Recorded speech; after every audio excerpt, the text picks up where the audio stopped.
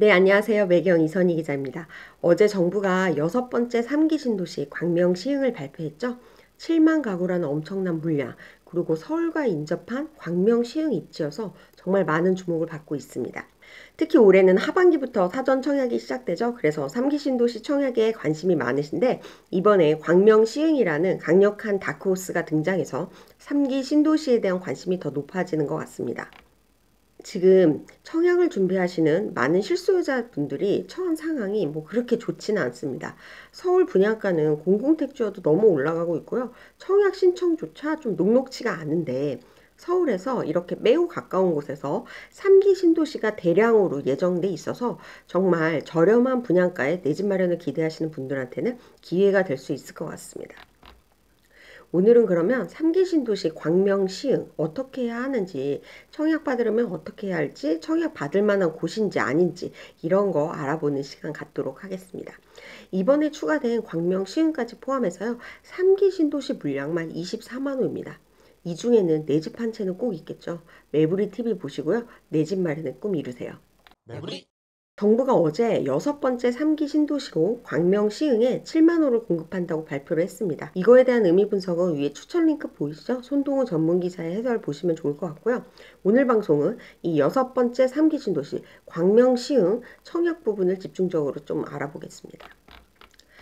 여기 보시면 3기 신도시가요. 이렇게 5개가 있습니다. 그런데 광명 시흥은 여기고요. 규모가 제일 큽니다. 7만 가구예요. 3기 신도시 중 가장 인기가 어디죠? 네, 하남 교산입니다.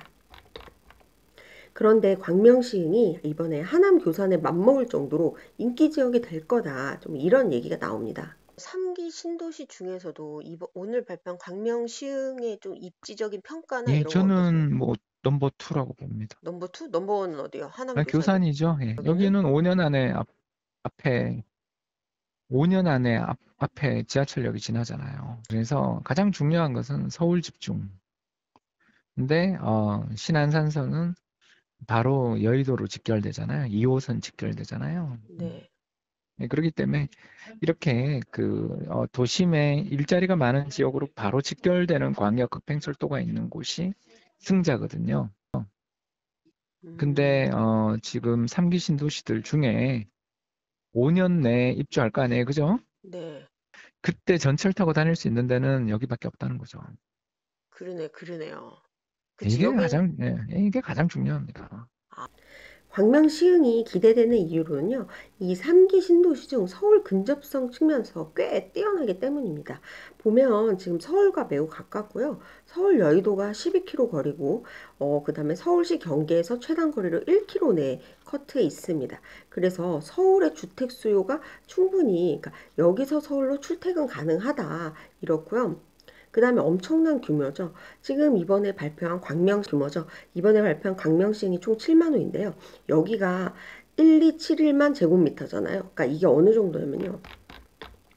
여의도 면적의 4.3배입니다. 그러니까 여의도보다 4배 이상 더 크고요. 3기 신도시 중에서는 역대 최대 규모고요. 1, 2기 신도시 포함해서 역대 여섯 번째 규모입니다. 그러니까 우리가 거의 분당보다 조금 작은 수준, 그러니까 분당과 비슷한 급이라고 봐도 무방합니다. 이 7만 호라는 물량은요. 우리가 그 잘 아는 둔촌주공이 1만 2천 가구죠. 그거의 6개 가까이 되는 규모예요. 그러니까 엄청난 신도시라고 볼 수가 있습니다. 가장 중요한 게 교통인데요. 홍춘욱 대표님도 앞서 광명시흥을 주목한 게 신안산선이라는 이미 3기 신도시가 이제 입주할 때쯤에는 지하철이 다니고 있는 신도시이기 때문에 신도시 특유의 그런 불편함 있죠. 교통이 없어서 서울 중심부까지 굉장히 좀 번거롭게 다녀야 하는 이런 불편함이 없다고 꼽았습니다. 여기 지도를 보시면요. 이 광명시흥 인접한 곳에는 지금 월판선, 판교까지 다니는 월판선, 여의도에 바로 갈 수 있는 신안산선이 계획이 돼 있고요. 이미 신안산선은 착공이 시작이 됐습니다. 그런데 정부는 여기에다가 남이랑 북을 이렇게 연결하는 그런 광역 교통 체계를 세워가지고요. 신안산선, 월판선, GTX 이런 걸 갈아탈 수 있도록 대중교통을 구축을 하겠다. 그렇게 발표했습니다. 이렇게 되면요. 서울 도심에서 20분대 접근이 가능합니다. 어, 서울 여의도까지, 그러니까 광명 시흥에서 여의도까지 20분, 서울역 25분 이렇게 걸릴 것 같고요. 이러면 사실 광명 시흥에서는, 특히 시흥에서는 이제 서울 가는데 1시간 이상 걸렸거든요. 왜냐면 대중교통이 전철이 없기 때문에 좀 그런 부분이 이 지역을 저평가하는 요소였는데, 이렇게 지금 교통이 매우 이제 교통 체계를 매우 잘 갖추고, 그리고 이미 신도시가 들어갈 때쯤 신안산선, 월판선 이런 걸 사용할 수 있는 그런 도시다. 그래서 그런 부분이 매우 장점으로 좀 작용을 하는 것 같습니다. 어, 네, 그렇다면 광명 시흥 신도시 어떻게 청약 준비해야 될까요? 우선 여기도 역시나 사전 청약을 합니다. 그런데 여기 사전 청약은요, 2023년부터입니다. 내후년부터죠. 그리고 본 청약이 25년입니다. 총 4년 정도 남았습니다. 사전 청약은요, 우선 2년 앞당겨서 하는 거예요. 그래서 청약 당시에는 그러니까 거주지 상태만 채우면 됩니다. 내가 그러니까 예를 들어 광명 시흥을 청약을 받으려면 광명 시흥에 거주한 상태면 돼요. 몇 년 거주했냐 그것까진 보진 않고요. 본 청약 때 돼서야 거주 요건을 채우셔야 합니다. 거주 요건이 제일 중요한 건데요. 우선 투기가율 지구는 2년 이상 거주해야 당의 우선 공급을 받을 수 있고요. 조정지역은 1년이죠. 근데 여기서 좀 특이한 게 광명은 투기가율 지구고 시흥은 조정지역이에요. 그래서 내가 광명 시흥 신도시 안에서도 광명에 위치한 아파트를 넣을 때는 거주기간 2년, 시흥에 넣을 때는 거주기간 1년이 적용될 것으로 보입니다. 왜냐면 위례만 하더라도 행정구역이 여러 개 지금 섞여 있잖아요. 그러니까 그 정도로 크기 때문에 광명이랑 시흥이 이번에 섞여 있는데,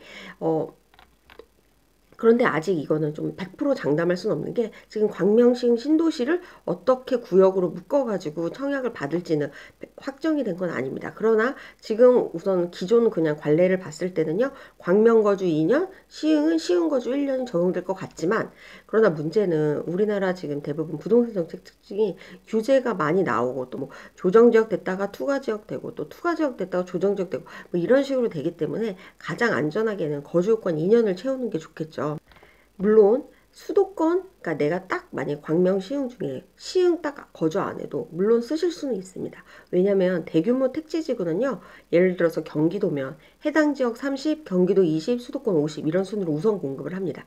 그러니까 시흥 거주자한테 30 주고, 그 다음 경기도 거주 다 묶어서 20 주고, 수도권 거주자 묶어서 50을 주는 체제인데, 결론은 이런 과정에서도 당의 거주자가 가장 유리합니다. 왜냐면 예를 들어 내가 그 해당 지역에서 떨어지면 또 경기 지역으로 넘어가서 거기서 또 한번 경쟁을 할 수 있고, 또 떨어지면 수도권 50% 물량에서 또 경쟁을 할 수 있기 때문에 당의 지역은 사실상 3번의 기회가 주어지는 거여서요. 당의 요건을 꼭 채우시라고 얘기를 드리고 싶어요. 예를 들어서 신혼특공이나 신혼희망타운, 다자녀 특공 이런 특공을 준비하시는 분들도 당의 지역 요건을 채우시는 게 좋습니다. 예를 들어 신혼부부나 다자녀의 경우는요, 100점을 줄 때 해당 거주기간이 있어요. 예를 들어 뭐 거주기간이 2년 이상은 3년, 3점, 1년 이상은 2점, 뭐 이런 식으로 저기 점수화를 하기 때문에 특공을 염두에 두시면 거주기간을 채우시는 게 좋을 것 같습니다. 그러면 본 청약 기준으로 당해 지역을 받아야 기본 좀 유리한 출발선에 서기 때문에요. 내가 여기가 지금 본 청약이 정부 발표는 2025년이 될 것 같다. 그러면 미리 가셔서 거주 요건을 좀 당해 요건을 채우시는 게 좋겠죠. 네, 근데 여기서 또 두 번째 복병이 있죠. 여기서 또 복병이 있죠. 분양 비율이 얼마나 되나요? 이건 아직 안 나왔습니다. 그러니까 중요한 건 물론 임대도 있고요. 공공자가주택도 상당 부분 있을 겁니다.